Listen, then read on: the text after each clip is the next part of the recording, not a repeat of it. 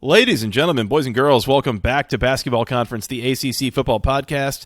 My name is Joey Weaver. He is Mike McDaniel. Mike, Week 9 is upon us. We've had a couple of kind of quieter, slower weeks with just a few games, but we got the whole band back together with 7 games this weekend on the slate, including 5 conference games. How you doing? You ready to go? Yeah, schedule is definitely a lot better this weekend in terms of quantity of games, I would say. Very specifically quantity, because man, there is a stretch here of some conversations that we're going to get to have. It's going to be really entertaining. I mean, Boston College is playing UConn, so I mean, find a stream for that one. Is all I'll say. And that might not be the worst that we talk about. Yeah, sadly, you don't even need a stream. It's on CBS Sports Network. Oh, CBS Sports Network. God bless the folks on the mothership. Why? If you know, you know. Mike, shall we get started? Shall we jump in? By the way, that's Producer Scott. Thanks, Producer Scott. No problem. Let's do it. Want to jump in, Mike? Let's do it. 7 games this weekend in the ACC. Again, 5 of them conference games. Those will start on Thursday night, 7:30 on ESPN, as the Virginia Tech Hokies, Mike, your Hokies on the road in Raleigh, taking on the somehow still ranked number 24 NC State Wolfpack. NC State a 13.5-point favorite in a game, Mike, where the total is 40. You guessed, yes, a 2-touchdown spread in a game with a total of 40. How do we feel about the Hokies' chances going on the road into Raleigh? Miserable. Good. Absolutely. Good Miserable. No, I don't feel good about this at all. No. It's going to be really hard, to be quite honest with you. It's going to be really hard for me to feel good about really any of Virginia Tech's remaining games, if we're being quite honest about this. Relatable. Which is it's actually pretty funny when you think about it, because the one thing I thought coming into the year was, getting into the month of November, that was supposed to be the soft part of Virginia Tech's schedule, right? But now Liberty's better than expected, Duke's better than expected. I know Georgia Tech had the letdown against UVA last week, but they've been playing better lately. Virginia's terrible, and it's a rivalry game though, so it's a toss-up. And Virginia Tech's worse than expected, right? So I mean, I think coming into the year, I was thinking, if Virginia Tech were to win, 6 games this year, I thought that 4 of them could come in November. But now as we enter the final weekend in October, I think there's a better chance Virginia Tech loses out than wins out. If you were to tell me that after this weekend against NC State, Virginia Tech's got 4 of their easier games on the schedule, how do you think they do? Entering this weekend, I think there's a better chance Virginia Tech goes 0-4 in November than 4-0. So I don't feel good about this at all. And look, I didn't think Virginia Tech had a prayer in this game when Devin Leary was healthy. And now, even though he's not healthy and Jack Chambers is a starter, I still don't really feel good about this. It's just not a good matchup for Virginia Tech. Virginia Tech, I think, if they want to have success against NC State, they're going to have to run the ball well. That's something that's been kind of this up and down proposition, right? And NC State's defensive front, they're ranked pretty high in stuff rate, but they also give up some long runs too. The problem is Virginia Tech hasn't been hitting home runs in the run game, right? I mean, they've been really struggling to get anything consistent there all year. A lot of the reason why that was the case is because the passing game hasn't been very good. So it's been kind of a total system failure offensively. I'm hoping that, in order for Virginia Tech to be competitive, I'm hoping they change up some stuff in the bye week, right? Which, I mean, there was certainly some evaluation there. I know Brent Pry in his press conference this week said that, Virginia Tech set out this year to be a 2 tight end, 1 running back team, just try to be hard-nosed and run it down your throat. But then they chose Grant Wells, the guy who, is better kind of outside of the pocket and not really just sitting back there as a statue. That's your quarterback. So why did you set out to be a 2 tight end, 1 running back team, but then choose Grant Wells to be your starter? I feel also, what year is it? That's what I'm saying. You're not going to outscore it. This is the era of the spread offense. I don't think you're going to win a lot of games playing like Iowa. I mean, Iowa's not winning a lot of games playing like Iowa. Yeah. That's Base feel 12 personnel is not really the move right now in college football, we'll say. Yeah, so that's Brent Pry and his Big Ten roots. I just don't think that was a wise decision, and now I think Virginia Tech's offense is worse off for it. So I don't know. I think that was a total miscalculation by the coaching staff. But in terms of this game, like, I feel like Virginia Tech's going to have a hard time moving the ball on NC State's defense because they're really having trouble moving the ball on any defense, and NC State's got a pretty decent front seven, I would say, one of the better front sevens in the conference. They're good up front, and I think that's going to be a problem for Virginia Tech offensively. Defensively, I think the reason why the total is what it is because, I think defensively Virginia Tech's defense is going to keep them in this football game, especially now that it's Jack Chambers they're facing and not Devin Leary. The problem, though, is all it'll take for NC State, in my opinion, to win this football game is to score 17 to 20 points. I think that'll be good enough because I don't think Virginia Tech's going to move the ball well enough in this game, especially on the road. Yeah. Tough environment. I don't see it. So 13.5 is a really, really tough number. The total, too, is so low. 40 is just what a gross total for a Thursday night game. With that being said, give me NC State and give me the under. I think NC State wins this game 23 to, or I guess it'd have to be 24 to 10. That would cover and the under. So gross. 1 point of clarity here, and Mike, This is week 9. Virginia Tech has played 7 games so far, and better side of the ball for the Hokies has been which one? Oh, the defense. The defense, right. We feel like NC State's offense in its current state is going to score 24 points against that Virginia Tech defense the way it's been playing. Yep. Wow. Okay, all right. That's I didn't realize how desperate a situation we were in Blacksburg. Here's the thing. No. Here's the thing, though. Virginia Tech's offense, the issue is Virginia Tech's offense can't stay on the field long enough to give the defense a break. That's the problem, sure. Right? So the defense plays well for 3 quarters, and then they get tired in the fourth quarter, and they give up a couple scores. I mean, we've seen that multiple times this year. Pittsburgh, West Virginia, Miami, even Miami. Miami was moving the ball well in the second half. They just weren't scoring in Virginia Tech territory. We have seen this happen this year to Virginia Tech's defense, where they just can't get off the field. And I think the defense has been fine. That's not the issue. If the offense had a pulse at all, the defense would be looking a lot better than it is, and I don't think the defense has been bad. Mm-hmm. So I think NC State gets, I think NC State gets there, Joey. I think they do get there. Okay. All right. I mean, it's definitely a consideration with some of these quote-unquote half teams where one unit is, drastically better than the other, especially when that's the defense. The question in my mind, and I think what you usually see is after a while you get midway late in the third quarter, early in the fourth quarter, the defense continues playing their tails off. They see they get off the field on third down, force a punt, whatever. Offense goes out there 3 and out, and the defense is just okay, we're continuing to do our job, and for what?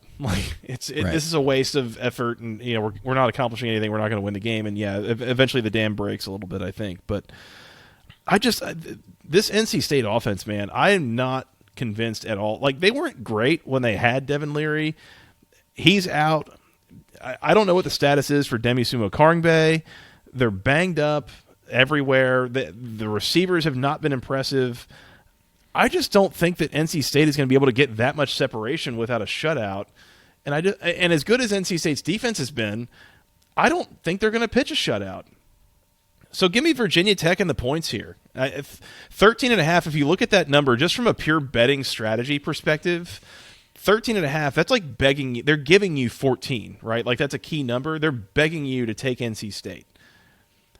I'm not laying 2 touchdowns with the way NC State's offense has been playing. This is going to be a low-scoring game. I think the Wolfpack win, but give me NC State something 17-7. I think this is an incredibly low. God. Right? Yeah. I think it's an incredibly low-scoring game, but I don't think NC State's in position to get this much margin right now. Like, you're giving me almost 2 touchdowns against NC State with a Power 5 opponent, and not to mention, I mean, Virginia Tech back against the wall, like, everything coming off a bye. Yeah, I'll take the Hokies and the points. It's a bit of a gross, hold your nose kind of situation, but, like, I ain't laying 13.5 with the Wolfpack right now with the way they're looking. I'm excited for like 20-6. Which is like not far off from the score you just gave, and it covers. Like, yeah, it's 1 less point for Virginia Tech and a field goal more for NC State. Like, that's in the realm of possibility. Gross. I'm really tempted to lock up the under here too, but man, that is such a low number. Like, it would really take just like a couple turnovers, like a pick six, and then another turnover that sets you up with an easy field goal. Like, would really just push you up against the wall on that. So I'm gonna pass on that for now, but we'll see how ballsy we're feeling later in the show. Might come back and lock that up. Yeah, that's fair. That's fair. All right, Hokies plus the points and the under for me. NC State minus the points and the under for you. Going to be a fun Thursday night of watching after last week's absolute banger between Virginia and Georgia Tech. So saddle up for some more ACC weeknight action, Mike. Yeah, the conference is reclaiming Thursday nights, which I don't know if that's. I'm pretty sure that's bad news.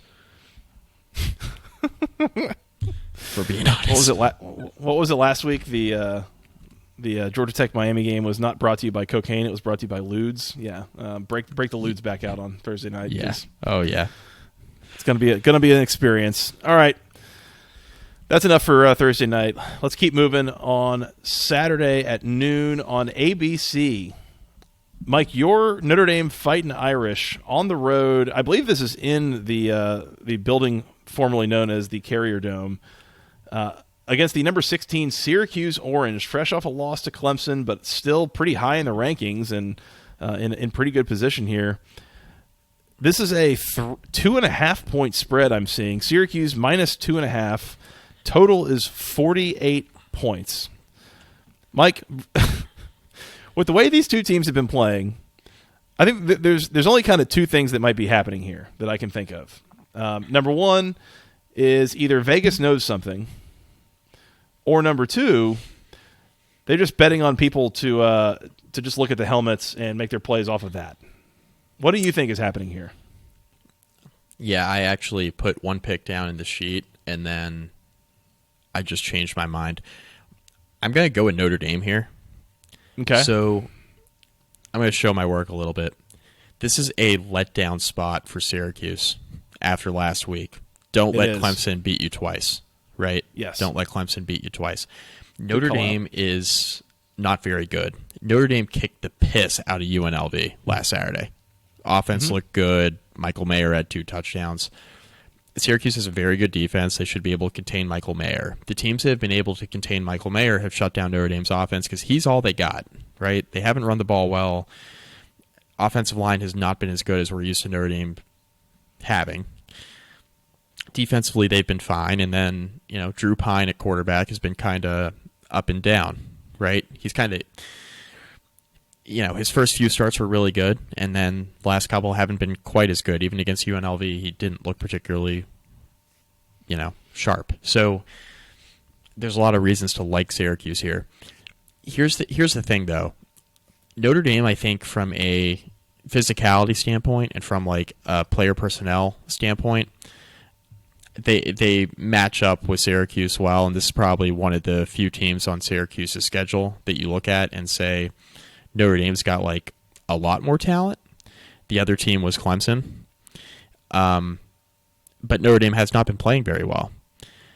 So here's the thing. Like I think that this is a don't let Clemson beat you twice situation.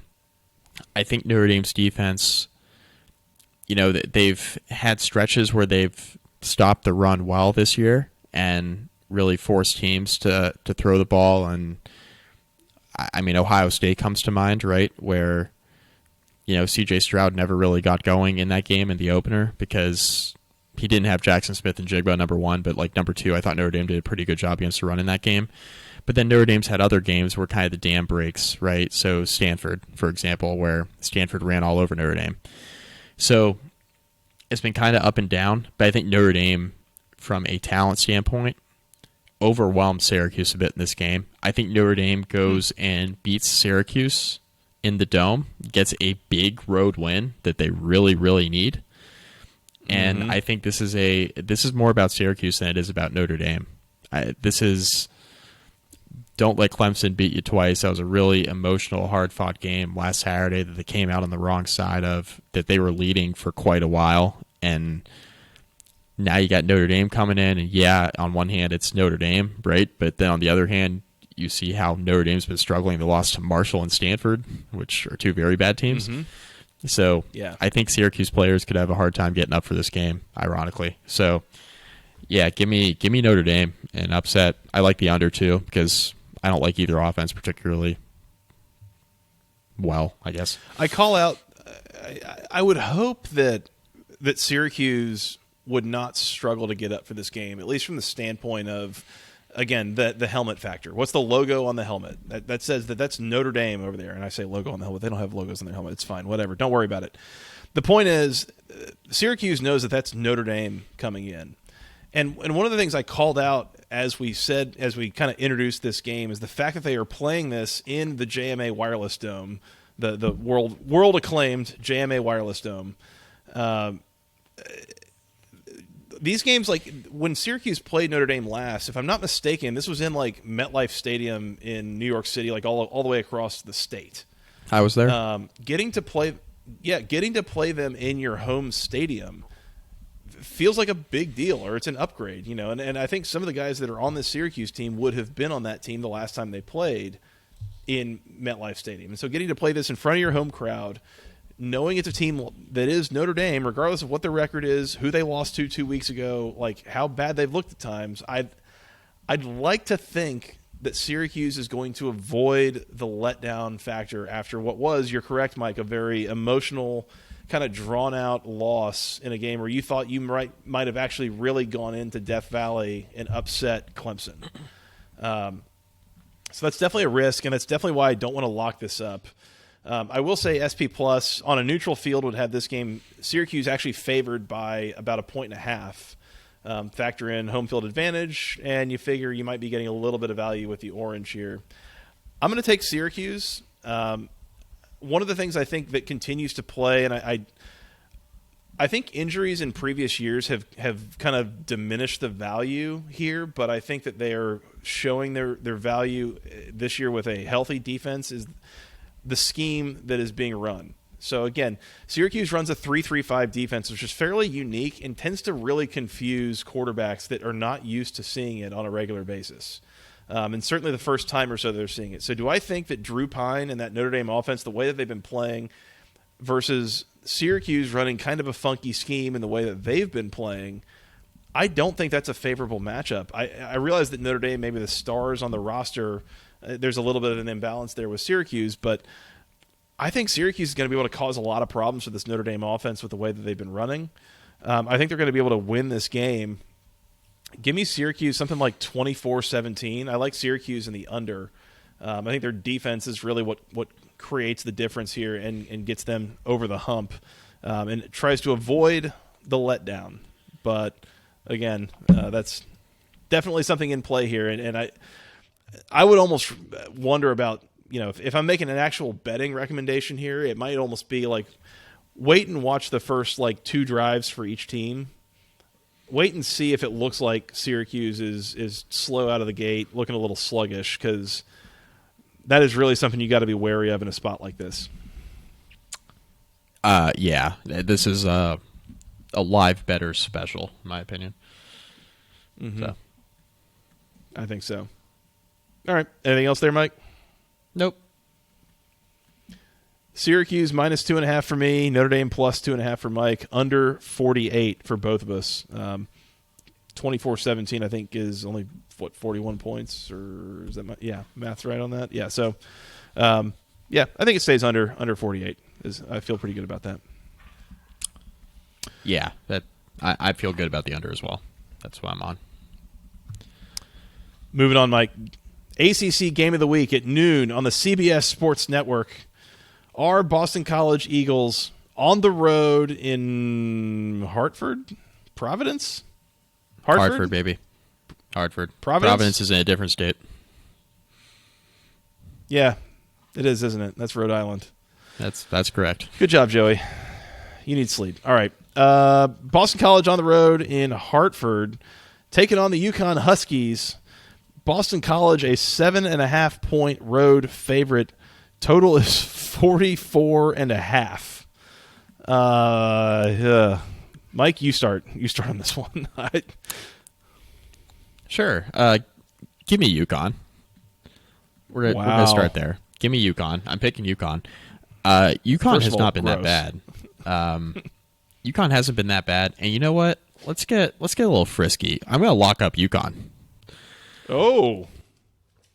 You better lock it up. You better lock it up. No, you lock it up. You lock it up. Lock it up. Lock it up. Please. Yeah, I'm locking up UConn. What a moment. UConn has not been playing that poorly.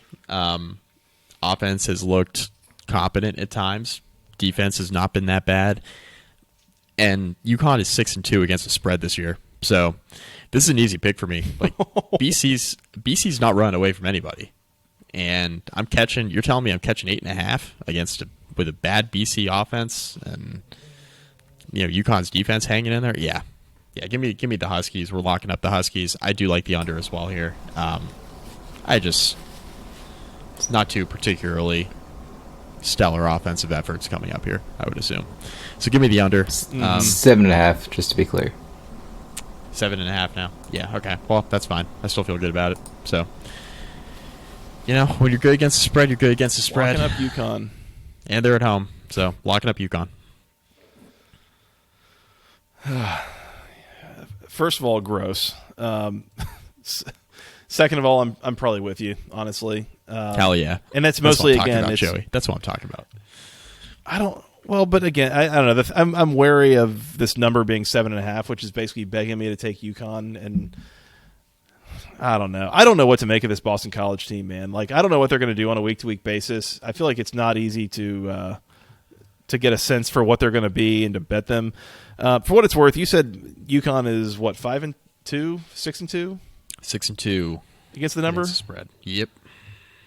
Yeah. Boston College is 1-5. So let's just go with UConn and hold your nose and don't look back. Follow the money. That's right. I don't know. I mean, this is a game where Boston College should be more talented, should be able to make something happen. But you're right. I mean, UConn first year under Jim Mora Jr., former Falcons head coach, which again, gross. But they've outperformed expectations. They've been better than in recent years. They're still pretty badly under talented, but I mean, I don't have a lot on this game, I guess. Let me check the numbers again on Boston College. I mean, they're 2 out of 3 coached. games. I guess so 4. Yeah. I mean, Boston College is more talented, and again, like this could easily be a Zay Flowers game where UConn tries to double cover him and it doesn't matter, and he just goes off for a couple touchdowns or something like that. So I don't know. Yeah, I'll take UConn in the points, whatever, and I'll take the under. But I don't feel good about this at all. I wouldn't lock up either of these teams personally. What are the chances, Mike, that UConn wins this game on the field? Oh, I mean, they shouldn't. They shouldn't. But currently seeing plus 250 at Caesars. Caesars can have my $5. I was gonna say, yeah, like it's worth a flyer. It's worth a flyer. UConn might be. UConn lost about they're coming off a bye. They lost a couple weeks ago to Ball State on the road in a dogfight, and Ball State's not that bad. So, I mean, they got killed by Michigan. They got killed by NC State. They beat Fresno and FIU. And they lost to a decent Ball State team by 4 on the road. Like, this UConn team's not bad. Jim Moore's got them coached up. I mean, they're hanging in there. And BC's got a ton more talent. So do I think UConn will win outright? No. But, I mean, this thing is inside. I mean, it's this right outside a touchdown. I mean, there's a reason for that. I'll say, too, this might be Boston College's last real shot at a win. It's going to be their last time favored, that's for sure. Their final 4 games, home against Duke, at NC State, at Notre Dame, home against Syracuse. Like, oh, yeah. You're going to be probably at least a touchdown underdog in each of those games. So better get the win now while you can still feel good about it. I'm going to absolutely take a money line flyer, I think, on the Huskies. I think that's worth an investment. Not a huge wager, but I think it's worth an investment. Sorry, Dan Rubin. All right. UConn and the under for the both of us. Mike, you have UConn plus the 7.5 locked up. I can't believe. All right. Whatever, you do you, Mike. You do you. You picked him too. Yeah, you convinced me. You drove a hard bargain on that. So 6-2 against. If you're going down, I'll go down with you. Yeah. As compared to 1-5 against the number. I mean, well, hey man, I'm just looking at the stats. You know what I mean? Just looking at the stats. Yeah, that's fair. All right, UConn and the under for the both of us. You've got UConn locked. Let's move on to the next game, Mike. But before we do, it is brought to you by Section103.com. It is the internet's premier place for buying all sorts of wonderful Georgia Tech apparel, just like this hoodie that I'm wearing right now. It's incredibly comfortable. Looks great. It's in that official Tech gold. It's got the official word mark on it. Keeps me warm as the weather starts to cool off here in the fall. If I were going to the Tech game in Tallahassee this weekend, I would be wearing this, I assume. I don't know what the weather in Tallahassee would dictate. But they've got T-shirts, they've got sweatshirts, they've got hoodies, something for men, women, children, something for the whole family. So go check them out at Section103.com. Use promo code GOACC for 10% off of your first order. It is really it's high quality apparel. I don't know why these things are so hard to find. Is just these shirts and sweatshirts and such that have the official Tech logo on them, and the official colors and the ATL logo, those things. But they are, unless you go to Section103.com. So go there, go find it. Once again, use promo code GOACC for 10% off your first order. Really appreciate Steven and the gang for their partnership over there. And I look forward to receiving the new gray coach's hoodie. They've got a full-on hoodie as well as a sleeveless hoodie in the styling of one Brent Key that is coming out here in the month of November. So keep an eye out for that if you did not get a pre-order in as I did. So go check them out. Once again, GOACC at Section103.com. for 10% off of your first order. Joey. Section 103 bringing you the preview. Yes, Joey, I need to ask you to pause for a moment. We received a review, Joey. Oh, we did. We did. This is from... Was it from Steven at Section 103? No. Steven is a lot smarter than this individual.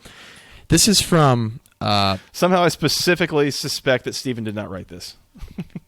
That would be correct. This is from something called Ploaqq, Ploaqw on Apple. We got 1 star, Joey, a 1-star review, which I greatly appreciate. Thank you. The title it's been of the a while review, since we've gotten one of those. Y'all are overdue. Well, we got a couple. We had a couple nice ones in there, Joey, but we had this one, which is something. These guys have bitten off more than they can chew, is the title of the review. Are you ready, Joey? Hit me. I've given this show about 3 months, but unimpressed with their overall knowledge of the entire conference. Granted, it is a lot to take on with 14 teams, but I don't feel like I learned anything listening to them. Also, I get that it's your sponsor, but I don't want Georgia Tech gear. Sheesh. What is it we say on this podcast, Mike? What is it that we say? Tough but fair. Tough but fair. Tough but fair. Hey, Another Joey. satisfied customer. Joey, another satisfied customer. The one thing I will say in response to this review, the one thing I'll say that won't get us canceled. How about that? The one thing I'll say in response to this review is, you don't have to buy the gear. You don't have to buy it. You didn't We're hear still that from gonna us, but yeah, well, yeah, and Steven would prefer that you buy it, but like, like, you don't have to buy the gear. And here's the other part of it: like, we're also going to keep doing the ad reads because that's how we make money. So, yeah, which there's kind of tough to something- comprehend, but think about it a little bit. You might get there. yeah, there's something I would like to ask this listener to do, but I will not do that. We'll discuss that off air. Yes. And you guys are laughing because you know exactly what I would love to say, but I won't. Let's continue. Let's continue at noon on the ACC network. Yeah, producer Scott's giving us the move it on. So let's do that. Noon on the ACC network. My Georgia Tech Yellow Jackets on the road in Tallahassee, taking on the Florida State Seminoles. Florida State is up to a 24-point favorite in this game. Total is 47. And once again, yes, you heard that right. A 24-point spread in a game with a total of 47. Woof. Georgia Tech obviously coming off of a pretty brutal performance against Virginia last Thursday night. Florida State coming off of, if I'm not mistaken, 3 straight losses. But, I mean, again, that was, Wake Forest, NC State, and Clemson. So 3 of – and I guess that was an NC State team that, at least for the first 2.5 quarters, still had Devin Leary. So, I mean, this was 3 of the best teams in the conference that Florida State has lost to in consecutive games. So, Yep. I guess keep that in mind. Mike, if you are a consumer of SportsCenter with Scott Van Pelt and you are familiar with his Thursday night segment called Winners, you will recognize the term that I'm about to use is that I think this might be a little bit of a Hottie Bees spot. And Hottie Bees is an acronym which stands for Hold On to Your Butts Special. Because, Mike, I think I might be taking Georgia Tech to cover 24 here. And I don't think that they're going to get there by much, but I think this could be like a 27-6 kind of situation where it's like a 21-point game and it comes in under the number. Georgia, and the reason I'm saying this, so again, Georgia Tech's offense, I'm expecting basically nothing from Jeff Sims here. He might start. He might try to play a few drives or something, but even that might be pushing it. He's not as effective at this point. He's clearly got some lower body stuff. I know Kelly Quinlan reported from Brent Key's press conference today that Jeff Sims has like some like ankle, foot, like lower body stuff that's going to make scrambling and mobility like a real pain on him, to where, I mean, that's a significant part of his game. And if he can't do that, he's just totally ineffective. And so if he's in there, it's not going to be as good as usual. If he's not in there, it's going to be terrible for Georgia Tech's offense, just straight up. Like, they're not built to operate with any of the other 3 quarterbacks on the roster, just frankly. So Georgia Tech not going to score almost anything in this game, I don't think. I'm going to take Georgia Tech to cover because I do think that the defense continues to play hard, continues to actually play pretty well, and is going to keep them in the game to a certain degree. And that's where I think you might end up with something like 27-6. You know, maybe they set up the offense with a really short field and you're able to punch it in or something like that with using a turnover. But like, it's not a good feeling. What I do feel much better about, Mike, is the under here. Total is 47. Again, I don't think you're getting almost anything from Georgia Tech's offense. So even if Florida State wins this in a little bit of a rout, I don't think this is getting to 47 points. So give me the under. Let's lock that up. You better lock it up. You better lock it up. No, you lock it up. You lock it up. Lock it up. Lock it up. Please. Okay. All right. You accept that? That's acceptable.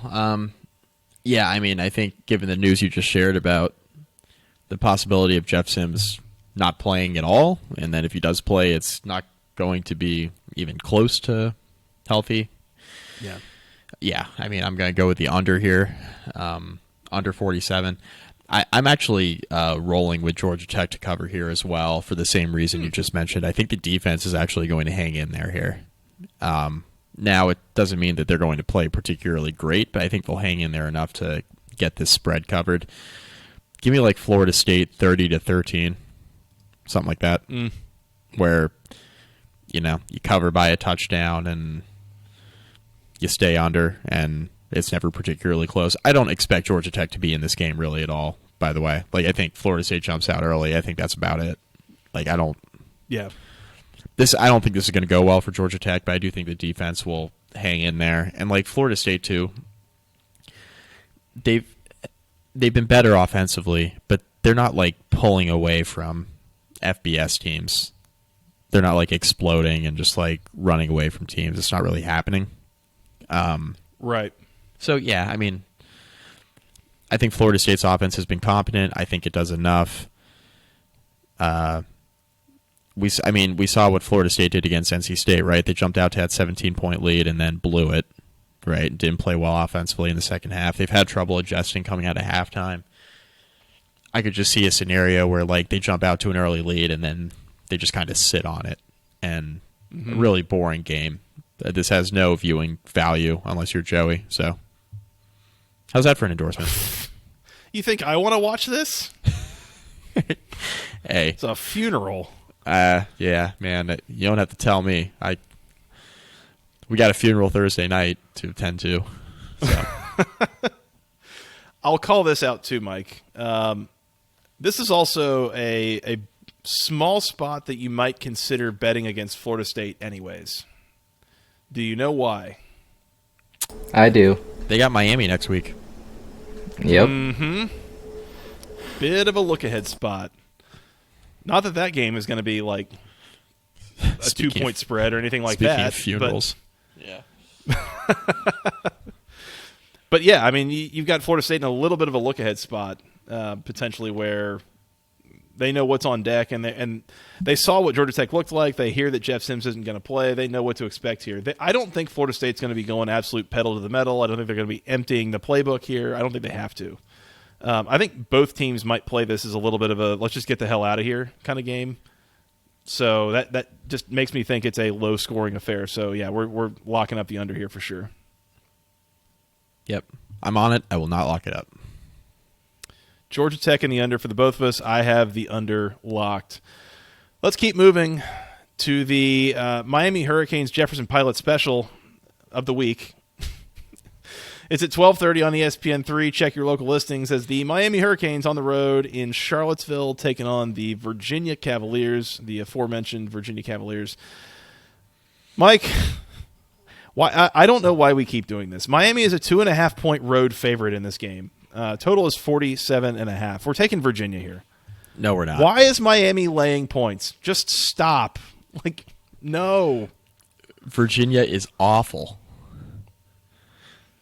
They're awful. And Georgia what are we Tech, describing Miami as? Better than Virginia.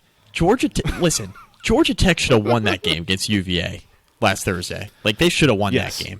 I mean, how many opportunities did they have? They just pissed away.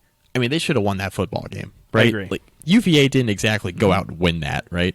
It was more like who lost less. If Jeff Sims is fully healthy for all 4 quarters, yeah, Tech wins that game by double digits, probably. Yes, yeah. And look, I don't think Miami is this spectacular team, and I don't think they're playing well. Obviously, last Saturday was that Duke game was abysmal. That was a terrible performance. It didn't go well. That's why we had Cam on the Saturday Night Fever recap when we were drunk and sleep deprived. Yeah, man, this is. I'm not about to bet on Virginia. I'm not doing that. Oh, don't bet this. Don't bet it. Do not, for the love of God, do not bet this game. No, you do not want that 3-hour experience of your Saturday afternoon hoping for one of these teams to do what you think they're going to do. Yes. No, there are other ways to go out and have a beer on the porch or something. Don't do that to yourself. Go touch grass. Literally. I don't really know what that phrase means, but I think I used it right there. It's fine. Yeah. Yeah, do that or like go to your local pole barn or something, something like that. Give me Virginia in the 2.5. This is principle. Just I'm not laying points with principle. Miami. This is I'm not principle. doing it. This is not principle. No, this is opposite of principle. Are you betting? Mike, are you betting against Miami or on UVA? What's the move here? Mike, one of these teams has covered a spread so far this season. Which one do you think it is? It's Virginia. It is Virginia. Virginia's 1-4 against the spread. Miami's 0-6. Once again, don't bet this game. Do not bet two teams who cannot cover. You don't want that in your life. Gosh. This has the potential, and I know that we have we discussed a Boston College UConn game earlier on this podcast, so I understand the context of what I'm trying to say. This is potentially the worst FBS game of the weekend. Is it an exaggeration? Yeah, maybe a little bit, but not really. I'm not far off. This is one of the worst FBS games of the entire weekend. I swear to God it is. Miami's going to turn the ball over like 4 times. Virginia's going to miss a couple field goals and turn it over on downs in the red zone. It's just these teams have both been their own brands of mess all year. And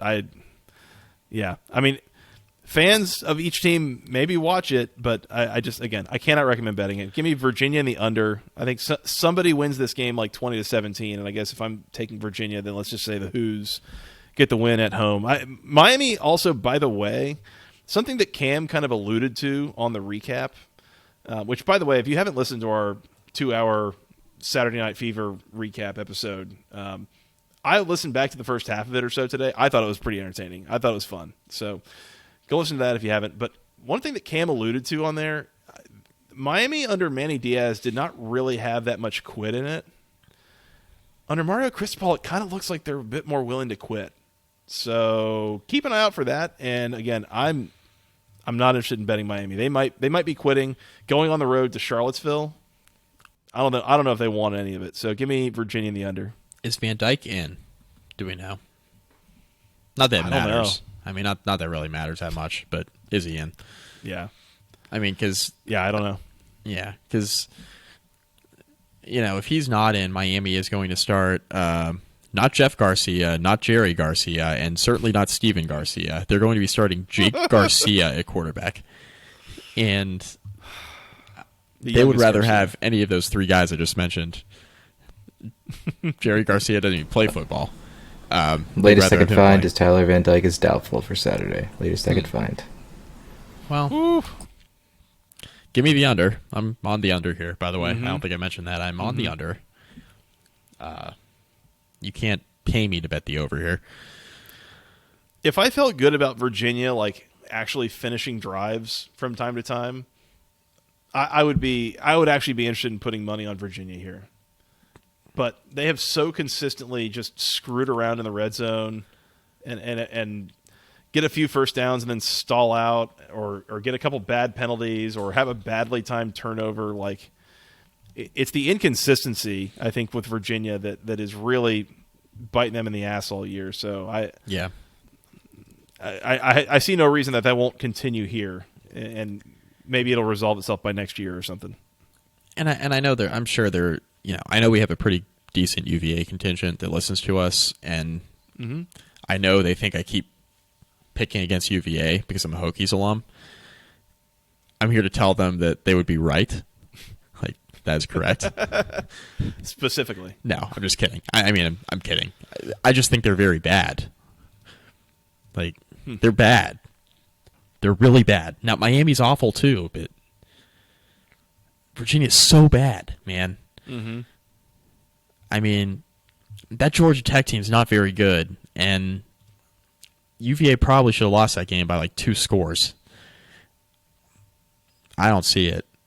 I get Miami. Yeah. I know everybody's like, oh, Miami got killed by Duke. Yeah, Duke's competent, man. Mm-hmm. So, not even competent. Duke's good. Duke's good. Forget competent. Mm-hmm. They're good. So, yeah, whatever. Bet this at your own risk. Could I see UVA winning this game? Of course I can. Like, you're playing Miami. Of course I can. But you can have that. At this point. No, absolutely not. No. You guys can have this game. I'm staying the hell off of this. There you have it. Stay the hell off of it. Virginia and the under for me. Miami and the under for you. I think we are currently both 5 for 5 picking unders this week. And if you're hearing that and saying, well, that's ridiculous, like, that's not going to happen. Keep in mind, in, 59 FBS games we've had so far this year in the ACC, 38 of them, 64.5% have gone under the total. So if you just start betting unders, you're probably profitable. Like, if you bet every game under with one unit, you'd be up like a decent amount of money so far this year in these ACC games that we've previewed. So don't be afraid. Don't be afraid. Just swing for the fences with us. Also, I've been pretty good with totals this year, too, record-wise. I think we both have. Yeah. So, I mean, you are 29-28. 29 and 28. I am 34 and 31. Yes. So, I mean, we're dumb, but we're getting those right. And my locks on totals are 7 and 4. Your locks on totals are 4 and 1. So, just the wrong message there is start locking up some more totals, Mike. Which I'm not doing this week, by the way. So I know we got 2 games left. That's a little inside baseball. I will not be locking up any totals. There you go. All right. Okay. Well, bet that at your own risk. Have fun watching it. Let's move on. 3:30 on the ACC Network. The number 10 Wake Forest Steamin' Deeks on the road, taking on my Louisville Cardinals in Cardinal Stadium. Wake is a 4-point road favorite. Total is 62. Mike, what is up with this line? Why is Wake only favored by 4 here, even on the road? Like, I'm spooked. We are overreacting to a big Louisville win against Pittsburgh last Saturday night. That's what we're doing. Yikes. I realize they won that game by 2 touchdowns, but, like, that was not an impressive win. No, it wasn't. No. It said more about Pitt to me than it did about Louisville. Mm-hmm. Yeah. And we mentioned that on the recap. I mean, we spent all of our time talking about Pitt and not a ton of time giving Louisville credit, which we probably should have done, but it's fine. Oh, hot Cedar Fields, baby. Hot Cedar Fields. Cedar Fields. Cedar Fields. Shout out Tom Fornelli. Yes, shout out Tom Fornelli. Give me Wake Forest. Let's not. I'm not. Oh, let's. It's a gross line. Congrats to Louisville on their win last week. Wake Forest is better. I'm just. Oh yeah. I mean, they're better. I'm not going to overthink this. Wake's better. They're going to score more points. They'll play better defense. They're better. They're certainly better coached. Yeah, give me Wake Forest. And this is one of those things too, where like Louisville has that big win against Pitt, and fan base all of a sudden can rally behind Satterfield a little bit, only for them to just like get stomped at home against Wake Forest, and just to be reminded that like Wake's much better. I think Wake wins this game by a couple touchdowns. I don't see it for Louisville here at all. I don't see it. I feel like from what we've seen so far this year, Wake is like pretty substantially better. I mean, we don't really know at this point how healthy Malik Cunningham is for Louisville. Defensively they looked good last week against a Pitt offense that can be pretty reductive. That's one way to put it. Yeah, I would agree. We could say that about a lot of offenses in this conference. Yeah, it's like there. I told you weeks ago, like I'm out on this Louisville team. I don't think that they're particularly good. But I mean, I think Scott Satterfield's going to get fired. Like that, we're just putting off the inevitable. You're cheating, Mike. You're looking at the sheet. I'll take the points with Louisville. You sick bastard. And this has nothing. Trust me. This has nothing to do with what I think of these two teams, or anything in particular. This has everything to do with, I look at this number, and this is one of those that just screams like Vegas knows something. Because Wake should be at least like a touchdown favorite, even on the road in this game. And especially considering, like, we would be remiss if we did not mention the WikiLeaks history that these two have with each other. Here we go. Okay. It is an annual revenge game for Dave Clawson and the Wake Forest Steamin' Deeks when they play Louisville. And between that and the fact that they're good and their quarterback is good and just everything, they should smoke Louisville here. They should win this game by 17 points without a problem. And I think they will. But the line is 4. It's too easy. It's too easy. They want me to take Wake. I'm not going to do it. I'm not going to let them have it. So I'm going to take Louisville, take them with the points. I think they – and honestly, the line this small, they might win this game on the field. No, they're not. I don't think that they should. I'm just saying that they might. By hook or by crook, they might win this game on the field. Don't be shocked if it happens. And I understand that. I understand it's a gross line and all that, and your point is well taken. We've done this before, and I've picked the short favorite. I've done this, and I've been bitten in the ass. I don't care. I'm doing it again. It doesn't matter. Wake's better. Louisville's not very good. We don't know how healthy Malik Cunningham is or what version of him we're going to get. Coaching staff situation. This is served up on a platter for Wake Forest to go get Satterfield fired. This is on a platter. Mm-hmm. For what it's worth, SP Plus has Wake favored by like 6.5 on a neutral field. So depending on what you think of home field advantage, maybe this line isn't actually that far off. Weirdly, I don't know. It's just it's spooking me. I'm just gonna steer into it. By the way, ESPN's FPI. What would you guess is the chance that FPI gives Wake of winning this game, Mike? Out of 100% chance, what are the chances that Wake wins this game by FPI? 65%. 48.8%.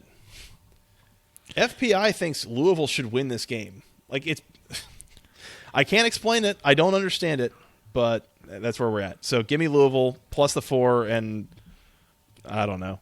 What the hell? Maybe they win outright and they save Satterfield's job. Well, Joe, I'm going to pull out an old reference here. FPI ain't played nobody, baby. So that's true. That is like my third or fourth favorite advanced metrics system. So, but we'll use whichever is convenient for the sake of argument here. Yes. Total 62. I guess give me the over. I don't think defenses are winning this game. I think somebody's going to have the ball last and score again. So I'll take the over. Wake by 2 scores. Fair enough. Can't blame That's what I'm doing. They're better. I'm following logic, which is always dangerous. That's right. That's right. Well, let's rephrase that. I'm following logic in terms of like what I've seen with my 2 eyes. I'm not following logic based on the number, because the number one thing to do in betting is to like bet the numbers, not the teams. And I'm betting the team. I'm betting the team. I'm literally breaking the rule. We're betting the team. Not only that, but you are also really using logic to approach ACC football, which has long time been a mantra of this podcast. Don't do that. Like, yeah, there's not a lot about this league that's very logical, so careful. Yeah, I mean, it's certainly one of the dumber things I've done, I think. One of us is going to look dumb by the end of the weekend. We'll just see which one it is. Maybe both. I mean, probably both. Wouldn't be the first time. Joey, I locked up UConn earlier. Like that. Jesus. Hey, like that guy on iTunes said, we've bitten off more than we can chew here, Mike. Yeah. I'm surprised he could make it through his review. Never mind. Let's just continue. Continue before I say something. Louisville in the over, Wake in the over for you. Last one, Mike, at 7 o'clock, 8 o'clock on the ACC network. The Pitt Panthers on the road in Chapel Hill taking on the number 21, 6-1 North Carolina Tar Heels. Carolina a 3-point favorite in this game. Total is 64.5. Mike, Carolina's ranked. They've only lost once. They're playing a Pitt team that just scored a grand total of 10 points and screwed around against Louisville. Why is Carolina only favored by 3 here? Are we going to do this again? We're going to have the same conversation we just had. Scott, you know Do what? your worst, Mike. Scott, we made your producing job easy. You know what we're going to do here? We're just going to have the same conversation. You just overlay like team names. And Ready? Joey and I Copy, can like argue paste. for like 5 minutes. Copy and paste, literally. Joey, Carolina, lock it up. You better lock it up. You better lock it up. No, you lock it up. You lock it up. Lock it up. Lock it up. Please. This is actually a much easier game for me to pick than the Louisville Wake Forest game.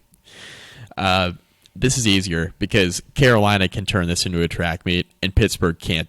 They can't keep up, and their defense isn't good enough to slow Carolina's offense down for 4 quarters to the point where like they can make this a game. So I actually feel much more confident about picking this game short spread for the favorite. I feel much more confident in this game than I do the Wake Louisville game.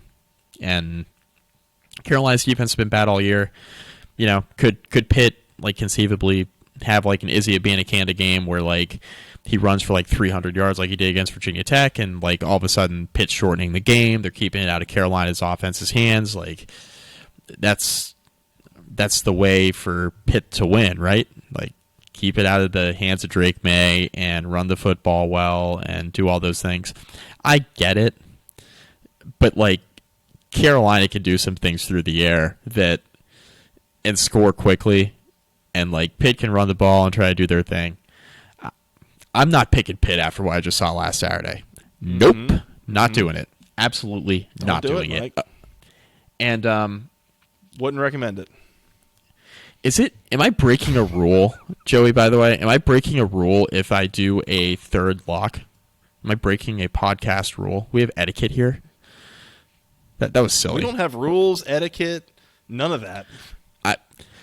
If we had etiquette, this podcast would have ended like 5 years ago.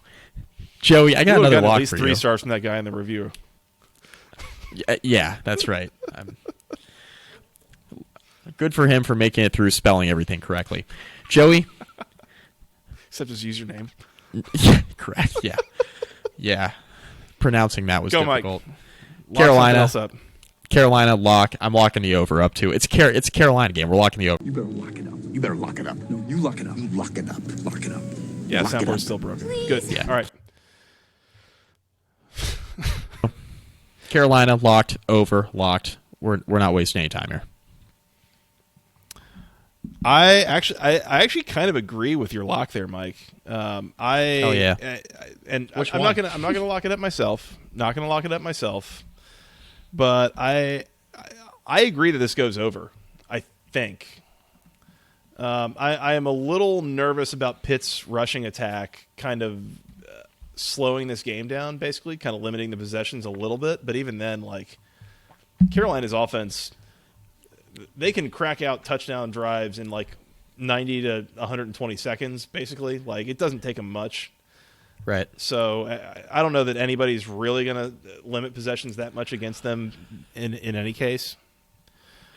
Mike, I don't agree with your North Carolina lock. Mike, lest we forget how just absolutely bonkers these North Carolina-Pittsburgh games have been in recent years. Like, this is subtly one of the weirdest games every year in the ACC. It always gets weird.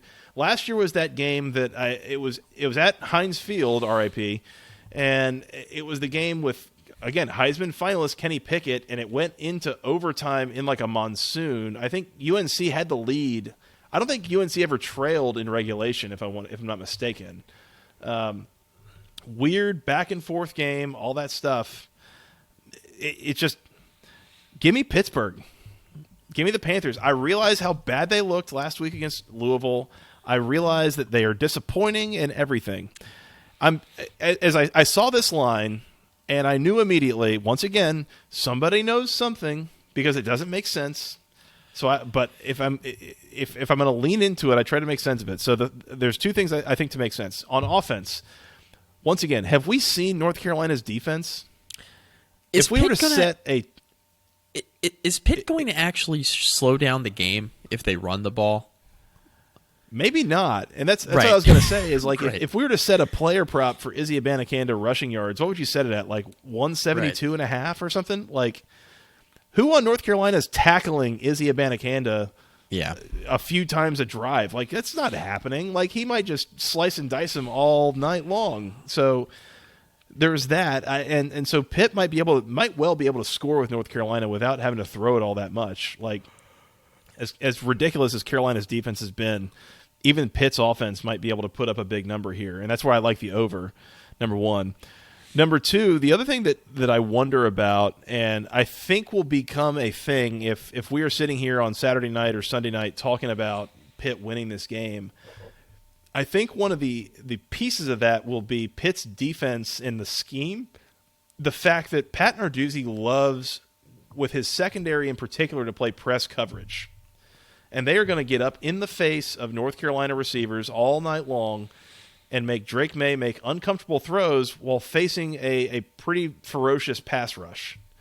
I wonder how much that really will play against what North Carolina wants to do on offense for a lot of the night and might cause some issues that opens a door to where Pitt wins this game outright, which is my pick, Mike. I think I see this number and I'm trying to make sense of it, and that's where I go with that's where my mind goes. Oh, my Joey. pick is Pitt. Pitt wins this game Joey. outright in a shootout, but give me the Panthers plus the 3, and on the money line, which is probably like plus 150 or something like that, 130. Yeah.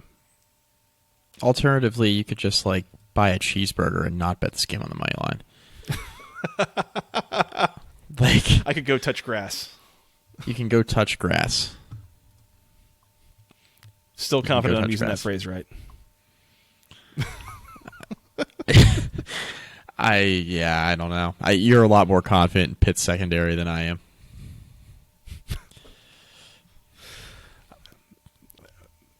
I mean, I'm not. Tough but fair.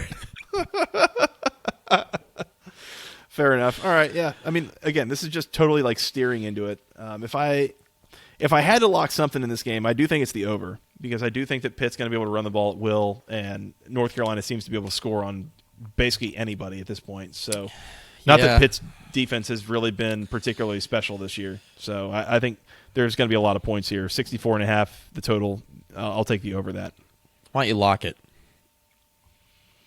Oh. You going to challenge me on that? Why don't you lock it? Dare me? Dog dare me? It's not really a challenge or a dare, because I'm also betting the over. It's definitely not a challenge. I would be agreeing with you. So I've only got one lock on the show. Fine, we'll lock this up as well. Lock it up. 64.5 going over. You better lock it up. You better lock it up. No, you lock it up. You lock it up. Beautiful. Lock it up. Lock it up. Please. Love it. All right. Over. Locked up for both of us. You've got North Carolina locked up minus the 3. I've got Pittsburgh winning the game outright. I'm going to regret this. That's all I've got. I'm telling you, man, there's a few spots this week that are some sickos ACC football action.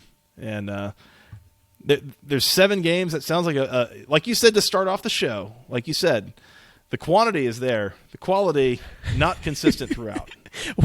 Not consistent throughout is a very nice way to put it. Yeah, I would agree. It's not this cooked is an all apple the way. That looks.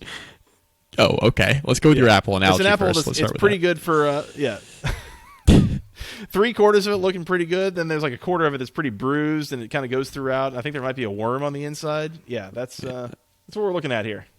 I was gonna say the food isn't cooked all the way through is what I was gonna go with. Hey, there's nothing wrong with a little medium rare chicken breast. That's okay. That's allowed. I'm a medium fan myself, so I would agree. Basically, I like medium. Chicken breast to medium rare. That's not food safe. Yes, yeah, definitely don't do that. Cook the chicken. Get your steak like halfway cooked. Welcome back to Basketball Conference, the ACC football and food safety podcast. We did have an ASMR version that one time a few weeks ago. We could do that too. We're multiple on this podcast, Mike. Well, then we had basically the opposite of ASMR on Saturday night. So, yeah, that was a different sensory experience. That's for sure. yeah, that it was. All All right, I locked up UConn this week. Speaking of which, so, that's all I've got on week 8. Yeah, that's all I got. Also, it's week 9. Damn it. Week 9. This is like the 4th time tonight that I've had to remember it's week 9 and not week 8. So things are going great, I promise. Well, you know what? I think Plow Q is correct. We bit off more than we could chew this week. Tough but fair. Tough but fair. You know, when we say On rate, that note, review, should we get out of here and go watch some games? Yeah, when we tell people to rate and review and, you know, give us something like more productive, then I don't think they know anything. Well, okay, we've been doing this like 7 years, and we got a lot of people listening to us. Like, come on. If you think about it, it's actually really impressive because we only tell people to rate and review at the very end of the podcast. And so to inspire somebody to go on and give a 1-star review means he actually listened to the point where he said, hey, go review us. And yet he gave us 1 star anyways. So shout out to Cognitive Dissonance there. I think I just pissed off a UVA fan. That's all that was. That tracks. That's we're being honest not about it. Not the first time this week. Yeah, won't be the last. Or it could just be an angry Virginia Tech fan. I'm sure I've pissed them off too. Yeah, exactly. To review, Mike, you have UConn plus the 7.5 locked up against Boston College. I have Florida State and Georgia Tech under 47 locked up. And together, we both have over 64.5 in North Carolina Pitt locked up. And you have North Carolina minus the 3 locked up. Real barn burner of a week there. Yeah, I might go 0-3. As is tradition. Mike, anything else on week 9 before we get out of here? Nope. Think we're good. Let's do it. All right. We are going to get out of here, go watch some games, come back and recap them. Maybe Saturday, maybe Sunday. Keep your Twitter and your YouTube feeds trained here just in case we do want to do a Saturday Night Fever. You can come join us live, join us in the comments, and participate in the show as necessary. Once again, we're on YouTube. Go search for us, Basketball Conference. We do not have a dedicated URL just yet. Not enough folks have subscribed, although we have had a lot of recent subscribers. We appreciate the help. Once we get to 100, we'll have a dedicated URL that we can send you guys to and help you find us for live shows like Saturday Night Fever after the games are all over. So go check us out there. Find us, Basketball Conference Podcast on YouTube, and hit that subscribe button. Please, please, please. You can find us on Twitter. I'm at FTRS Joey. He's at Mike McDaniel SI. Together at BC Podcast ACC. You can send us an email with your questions, your comments, your concerns. The longest email address known to man. basketballconferencepodcast@gmail.com. Nailed it. Thank you. You can find us on iTunes. We're on Spotify, all those good places you go find your podcasts. And, Mike, where else can the people find us on the social medias? Facebook.com/basketball conference. Rate, review. Find all of our podcasts there. Please do. We're on Instagram at BC Podcast ACC. We're posting weekly picks graphics done by our wonderful producer, Scott.